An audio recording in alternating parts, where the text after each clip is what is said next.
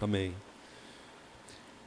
O rei Salomão deixou registrado o seguinte em Eclesiastes 7, versículo 2: é melhor ir a uma casa onde há luto do que a uma casa em festa, pois a morte é o destino de todos.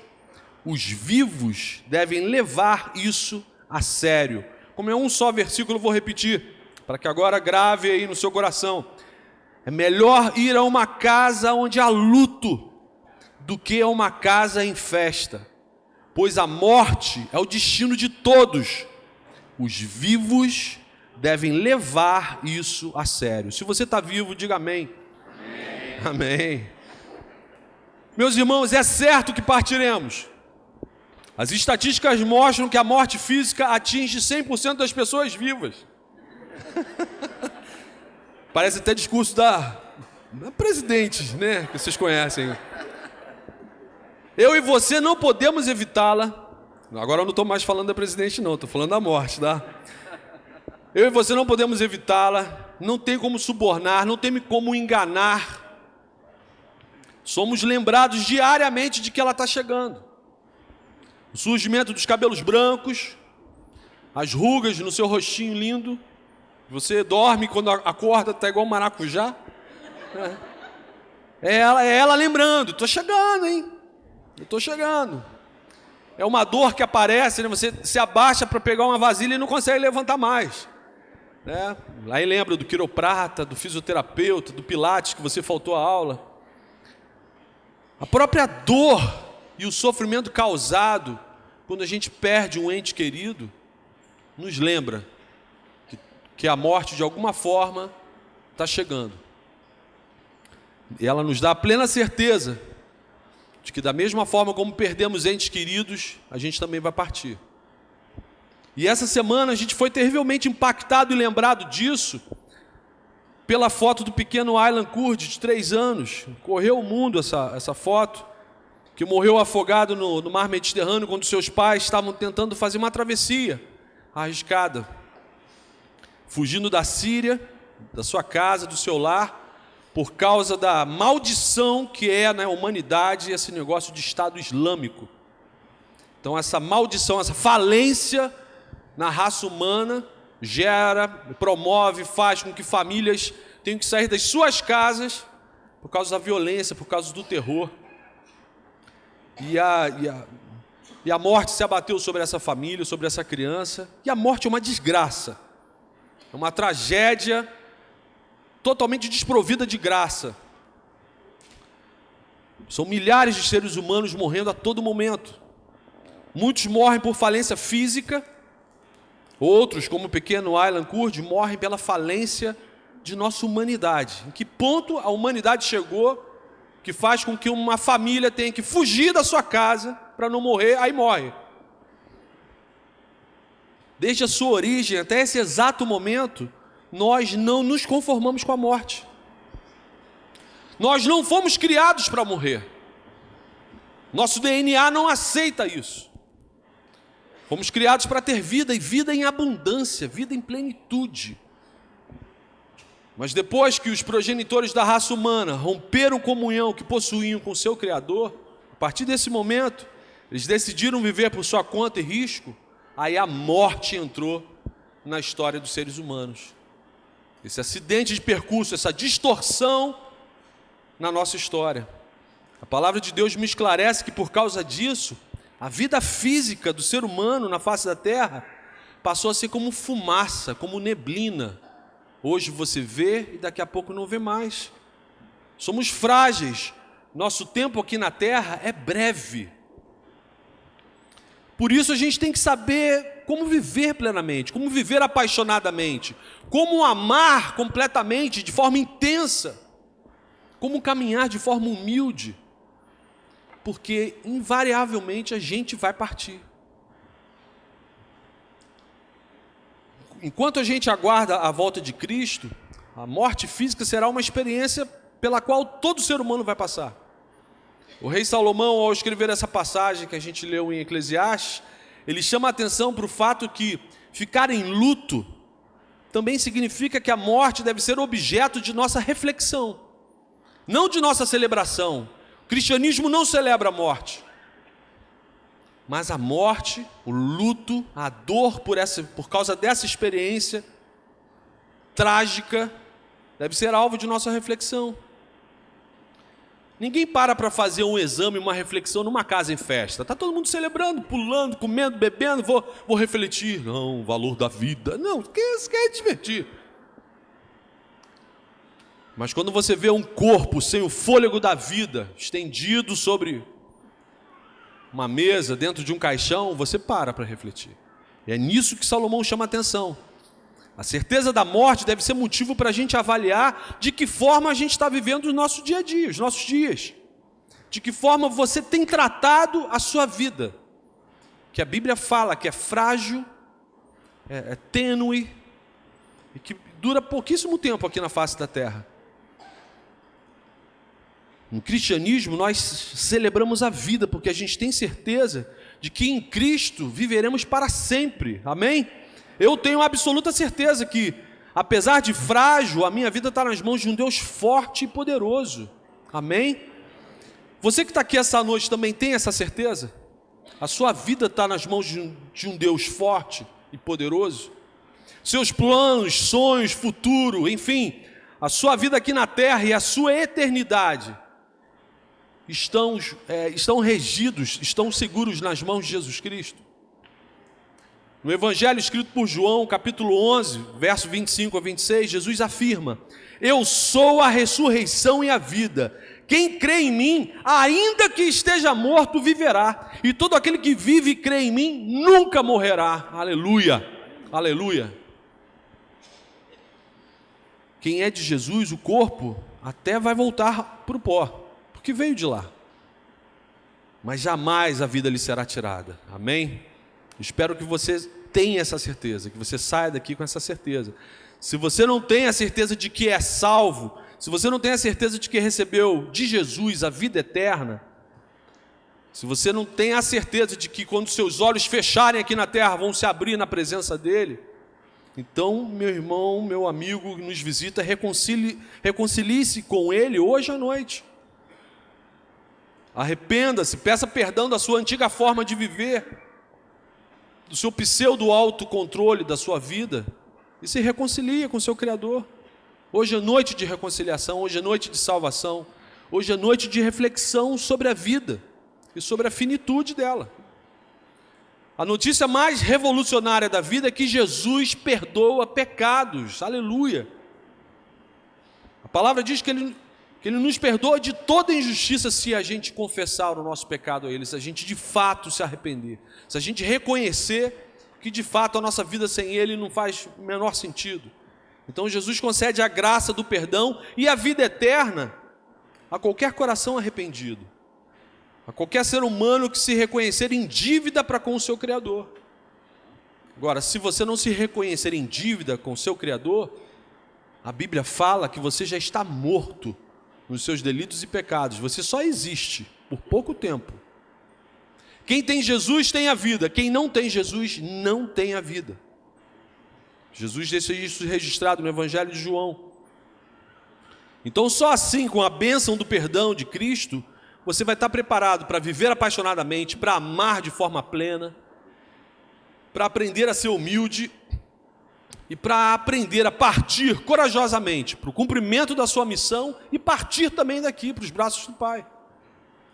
Quem é de Jesus não crê em purgatório, não crê em reencarnação, não crê em segunda chance depois que morre, mas acredita na vida eterna. Quem crê em Jesus acredita que, por causa do que Jesus conquistou na cruz do Calvário, por causa da sua ressurreição ao terceiro dia, sim, a gente tem vida, vida eterna. A Bíblia Sagrada nos informa que ao homem é dado nascer e o morrer uma só vez, depois disso vem o juízo. Por isso, no momento do luto, no momento onde nós vemos pessoas queridas, desprovidas do sopro da vida, invariavelmente a gente vai refletir sobre a fragilidade, sobre a finitude da nossa existência aqui na terra. Tem que ser assim, é para ser assim. A Bíblia Sagrada nos exorta a encarar a morte de frente e aprender com ela para a gente viver a nossa frágil vida aqui de forma sábia. irrelevante. As Escrituras não dizem que a gente deve se preocupar com a morte. Não é para você viver preocupado com a morte.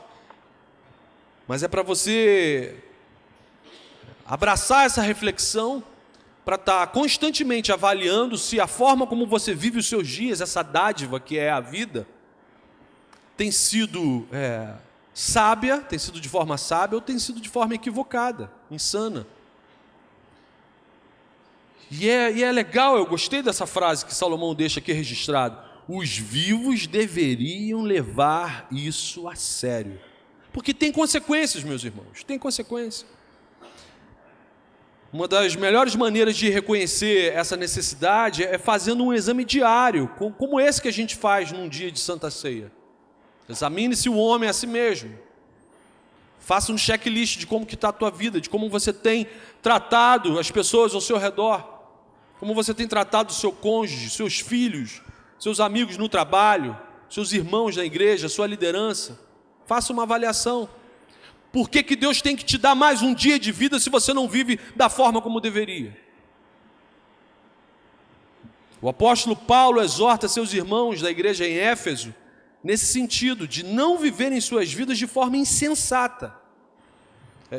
Efésios 5, a partir do versículo 15, Paulo fala o seguinte, falando para uma igreja de cristãos: tenham cuidado com a maneira como vocês vivem, que não seja como insensatos. Insensato é insano, maluco, mas como sábios. Versículo 17: portanto, não sejam insensatos, mas procurem compreender qual é a vontade do Senhor. Paulo está falando para uma igreja cristã. Viva a vida de vocês centrada, buscando compreender e viver a vontade do Criador.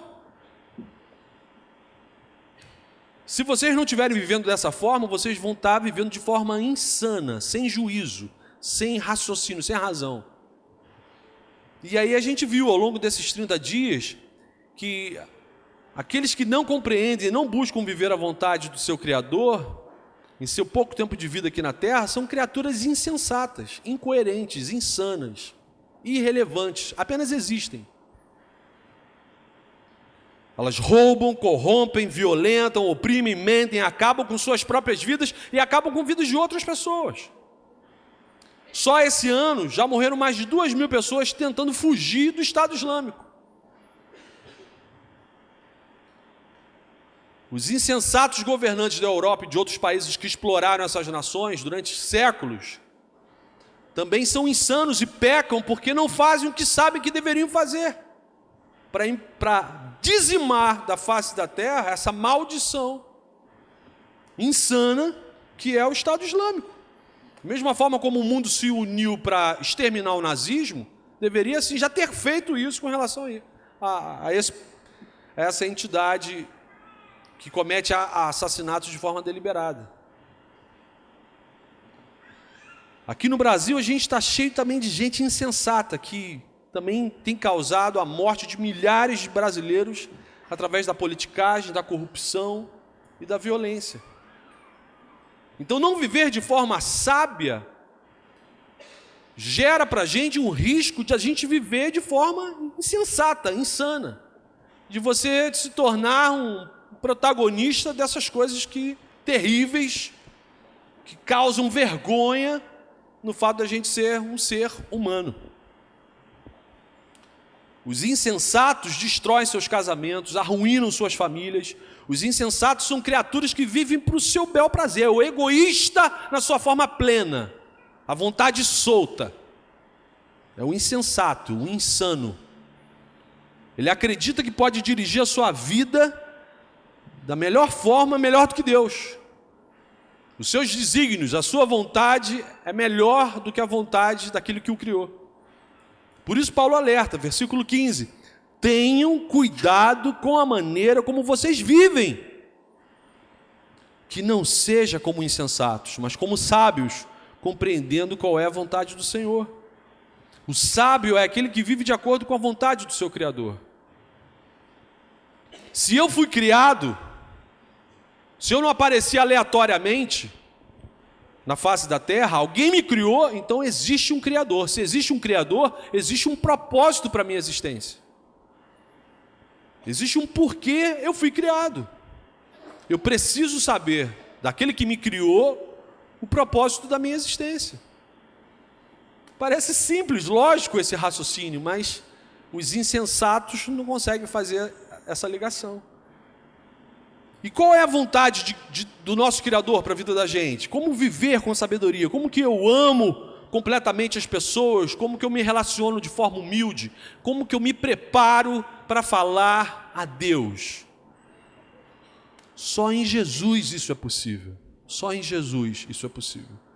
Qualquer outro caminho, qualquer outro subterfúgio é um paliativo que não vai te dar nenhuma resposta para essas perguntas que eu fiz aqui. O exemplo, a autoridade, o poder para a gente viver isso na prática é só através de Jesus Cristo. Não há outra forma. Você olha para a pessoa de Cristo, Jesus, o plenamente humano, e você vê isso acontecendo na vida dele. E ele concede esse poder, essa autoridade, para você viver isso no seu dia a dia, nos seus relacionamentos. Jesus sabia que possuía um propósito, por isso que ele viveu apaixonadamente na direção do cumprimento desse propósito. Ele viveu a sua vida voltada para a realização da vontade do seu Pai. Não era para a realização da sua vontade. Você vive dessa forma? Preste atenção na pergunta que eu te fiz. Você vive dessa forma? Qual é a vontade que rege os seus dias? É a vontade do seu Criador ou da criatura?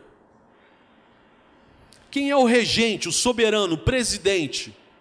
Aquele que diz o que você tem que fazer no seu dia a dia, quando você acorda e abre o olhinho lá no seu quarto. Jesus viveu sua missão tão intensamente que o final da sua vida é conhecido mundialmente como que? A paixão de Cristo.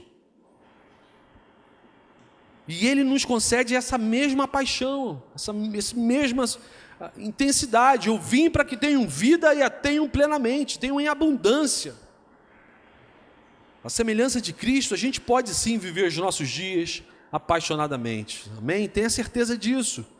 Clame por isso, peça isso ao Senhor. Em segundo lugar, a gente olhando para Cristo, a gente vê um homem plenamente obediente à vontade do seu Pai. Ele amou completamente a missão que recebeu. Tendo amado os seus, João 13, versículo 1, está isso registrado. Tendo amado os seus irmãos, os seus discípulos, está registrado aqui na Bíblia que ele amou-os até o fim. Amou completamente, amou intensamente. Não quase amou, não, ele amou totalmente. O que Jesus fez quando soube quanto tempo que ele tinha para viver? Ele amou intensamente, ele viveu intensamente. Ele se doou, ele amou completamente aqueles que o cercavam. A gente deve aprender com Jesus a fazer isso, a amar intensamente ao nosso próximo. Não é errado você querer amar o seu distante, lá em um outro continente, num outro país. Não, não é errado. Mas você já passou do primário? Consegue amar o seu próximo? Consegue amar aquele que Deus colocou aí pertinho de você? Está aprovado? A pessoa sente de verdade que você a ama de forma plena? Então aprenda com Jesus, ame o seu próximo. Próximo é quem está? Próximo. Bom, né? Ainda bem que você não tem que ficar andando por aí para amar os outros. Não, mas vou amar quem está perto. É melhor.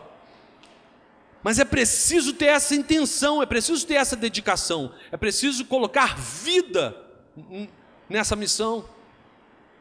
É preciso ter a intenção de se dedicar todos os dias aos nossos filhos, ao nosso cônjuge, aos nossos irmãos em Cristo, à nossa comunidade da fé. Amar completamente. E também investir em qualquer outro relacionamento que Deus proporcionar para você. Em terceiro lugar, Jesus é também nosso maior exemplo de humildade. Eu só encontrei esse exemplo no cristianismo. O pastor Henrique pregou sobre isso na semana passada. Eu não vejo na história das religiões, nenhuma entidade, nenhuma pessoa que se dizendo, né, uma pessoa divina, tem a mesma atitude de Cristo. Filipenses 2,8 diz que humilhou-se a si mesmo, se esvaziou.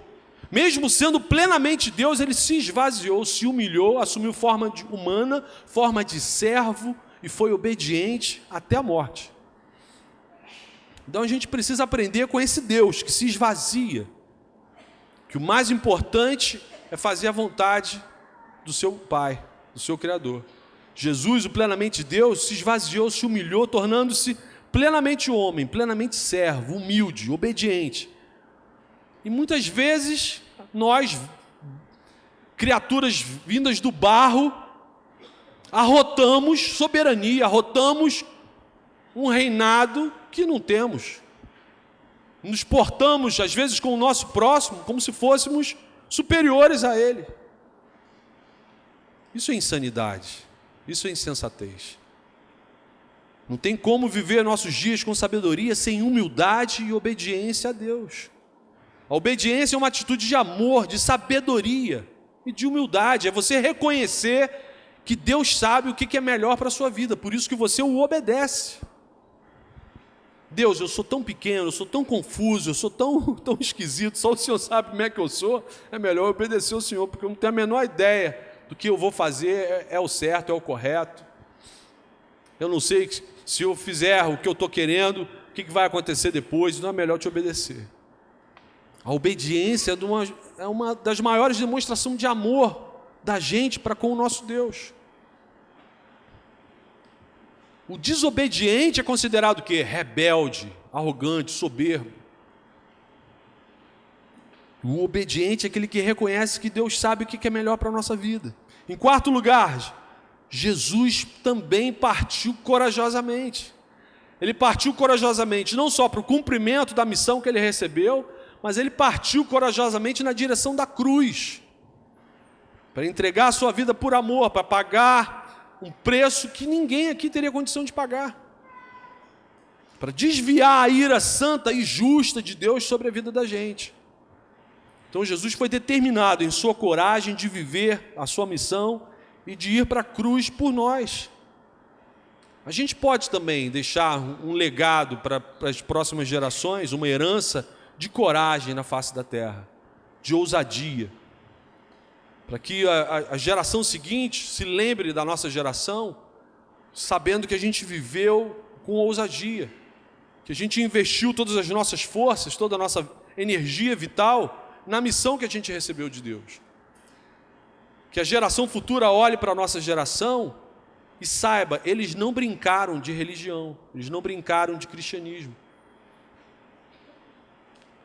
A gente precisa partir corajosamente nesse sentido, sabendo que a gente pode deixar um legado, uma herança de coragem para os nossos jovens, para as próximas gerações, se a gente investir tudo, a nossa vida, os nossos recursos, bens materiais, naquilo que é eterno, o reino de Deus. Busque o reino de Deus e a sua justiça em primeiro lugar na sua vida, e todas as coisas serão acrescentadas, as passageiras e as eternas. Mateus 6,33, Jesus quem promete isso. Busquem, pois, em primeiro lugar o reino de Deus e a sua justiça, e todas essas coisas lhe serão acrescentadas. Então, meu irmão, dedique tempo a essa missão, dedique tempo a essa causa, busque comunhão diária com Jesus, ouça-o. Jesus fala. Eu não estou falando aqui para esquizofrênicos, não. Jesus fala de verdade. Quando você se lança, quando você se debruça na palavra de Deus, Ele fala através da exposição, da pregação do Evangelho, dos testemunhos. Jesus fala, ouça-o. Busque ouvir a voz do seu Senhor. E aí obedeça-o. Ame-o.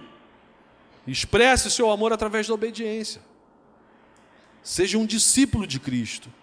A única coisa que vai permanecer é o que você fizer para Jesus, que vai tornar a nossa lembrança eterna aqui na face desse planeta, é o que a gente fizer para Cristo. E não é tarde demais para a gente mudar o curso da nossa vida aqui e o curso da nossa vida na eternidade. A gente vai passar mais tempo morto do que vivo. Você já pensou nisso?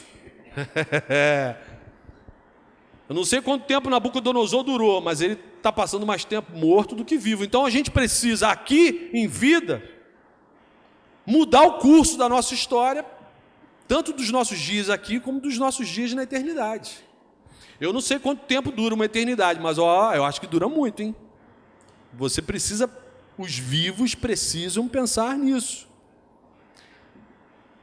Não é tarde demais, meu irmão, para você mudar o curso da sua vida, da sua história. Miqueias, o profeta Miqueias, capítulo 6, versículo 8.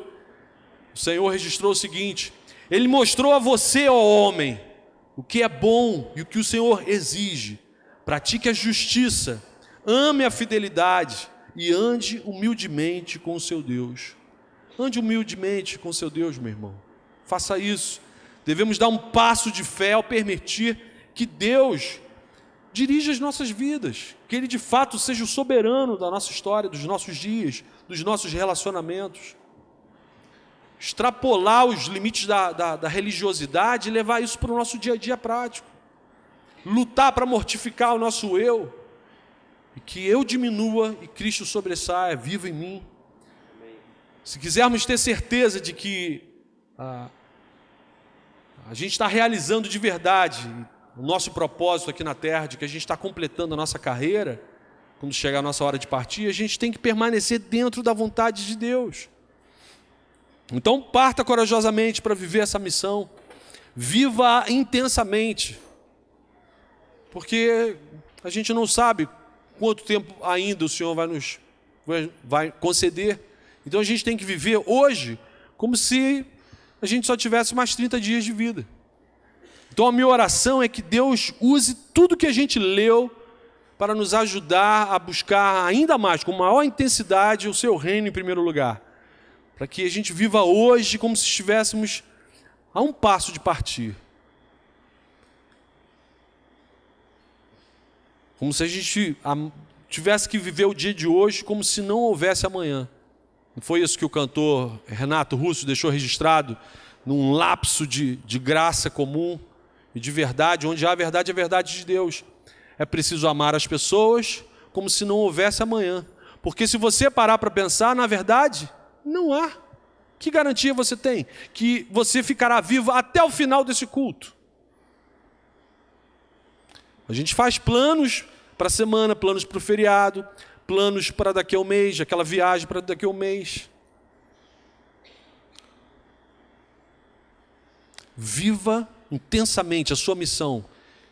Ao terminar essa reunião, esse culto, parta corajosamente para viver a sua missão com intensidade, com amor, com humildade. Eu quero concluir essa última meditação na campanha dos 30 dias para viver, usando um texto bíblico que foi deixado no testemunho lá no site da igreja, por uma jovem aqui da nossa igreja. Também está no livro de Eclesiastes. Quero convidar você a abrir sua Bíblia, Eclesiastes, capítulo 12. E com isso concluir a nossa meditação. Eclesiastes, capítulo 12, versos 13 e 14. Preste atenção. Agora que já se ouviu tudo, aqui está a conclusão. Tema a Deus e guarde os seus mandamentos, pois isso é o essencial para o homem. Pois Deus trará a julgamento tudo o que foi feito, inclusive tudo o que está escondido, seja bom, seja mal. Amém. Feche seus olhos.